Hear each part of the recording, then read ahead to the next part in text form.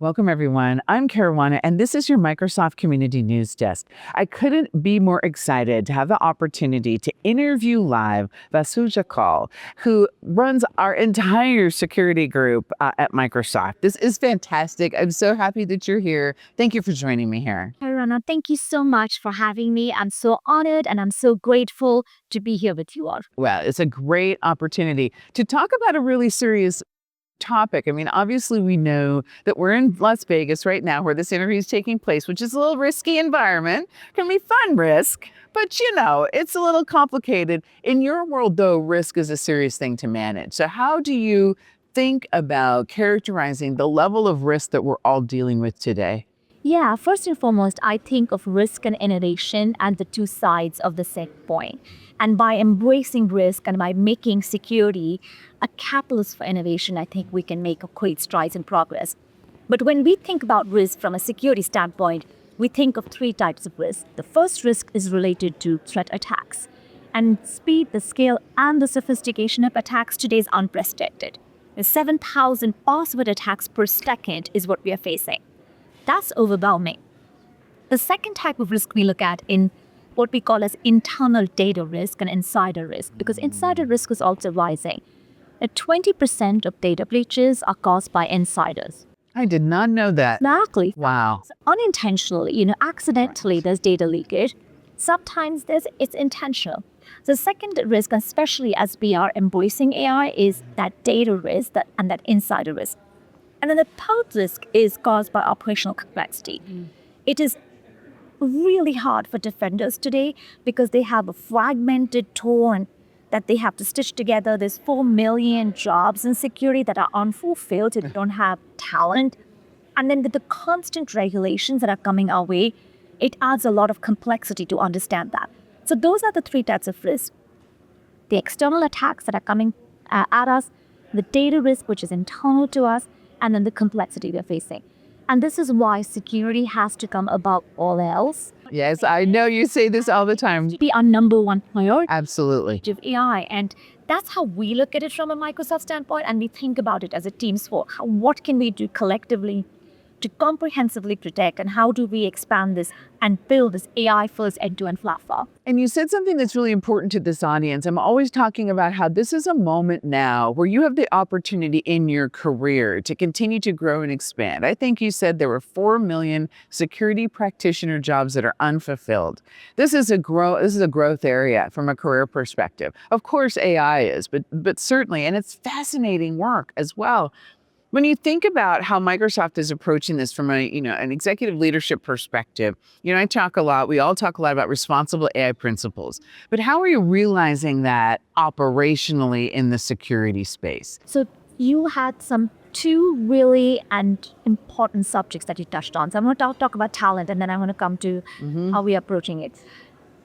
We need more talent. Yes. And security is a great career to have. Like, it's exciting. I think of it as the stuff of science fiction and superheroes. It's like getting to be Wonder Woman and Captain Marvel. And I think I heard that you actually I think I saw a picture of this over here in a superhero outfit. As defenders, as a security professional, that's what you're doing. That's right. You're fighting crime.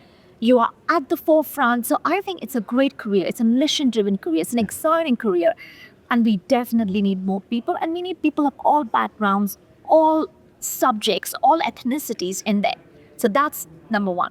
The second thing is the way we are approaching security at Microsoft related is responsible AI. So when you're building your AI, make sure that you start with those responsible AI practices, which is fairness and security and safety and privacy built in. And then we also have made security the number one priority at Microsoft. Satya sent a memo last year around May on just really declaring that, saying, hey, security comes above all else. It's your number one priority. And that's Secure Future Initiative. And Secure Future Initiative is built on the Zero Trust framework, which is very familiar to security professionals. It takes that to the next level. We have everything from identities to networks to production systems, but also how do you tackle these threats, 24/7 threat detection and response. And so we look at that, and we have embedded these principles.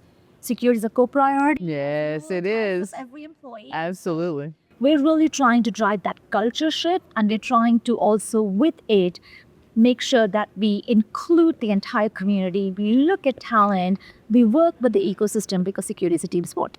Absolutely. That's fantastic. And, you're always, one of the things that I think that people don't understand about folks, especially in a role like yours at Microsoft, is just how much information you have to keep in your mind at any given time. Right? Were you all listening to that answer? Because, oh my goodness, and you're such a great speaker because you can tick out those points and then go back and tell me what you told me. It's really perfection. I can put you in my storytelling class. So this is like how you do it. It's really important. But do you feel a certain degree of added pressure in this era of AI as a leader in this space? I mean, speaking for myself, I certainly do. The pace of change is intense. How do you feel about dealing with AI at this moment and the threat environment that we're also in simultaneously? Yeah, well, first of all, thank you for the kind words. Right back at you. We have a great team. It makes it easy. When I'm a massive AI optimist, Karuana. I grew up with science fiction. That's why I chose engineering. And so for me, this is just magic, what's happening around us and the possibilities. So when I think of AI, I think of it in two terms. First is, how do we use the superpowers of AI to change the paradigm of security? Because it's been so asymmetric for defenders, Yeah. like a cat and mouse game. So how do you just change that? And Security Copilot is critical for that. I'm excited. I think this is probably going to be the most consequential security technology of my lifetime. So I'm really excited.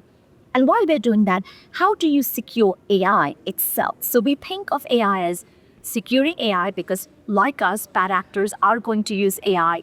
While we're doing that, how do you use AI for security? And we just announced Security Copilot agents, which is very cool with our first 11 agents. It's wonderful. That was so great. The video showing that practitioner right in the center of having to deal with that triage queue that was so out of control, and then the agent comes in and boom, it really is unlocking her superpowers to be able to do more important things. That was amazing. And that's why I think enabling us as humans to do what we're meant to do, Right. strategic, creative, how do you change the world? You want your AI companion, AI colleague with you addressing those security challenges. That's how I think of. But the best part for Copilot agent for me was we had 5 of those agents developed by our community. I know. That was amazing. I think that's great because it's the people outside Microsoft who often have some of the best ideas about how to do these implementations and the innovation, and we're open to that. Totally. It's so great. The platform. So I'm excited about how we are collectively going to work together and change the game, because cybercrime is a $9 trillion economy. Absolutely. Absolutely. It's crazy in money. And you know something? You bring the fire to this. You bring the passion and the energy. I love that you say that this is a mission-driven area. It is so true. I want to thank you for your time today. I'm so happy that you're here with us. That's another community interview here. I love my job. I love talking to mission-driven leaders. Come back and see more. We'll see you soon.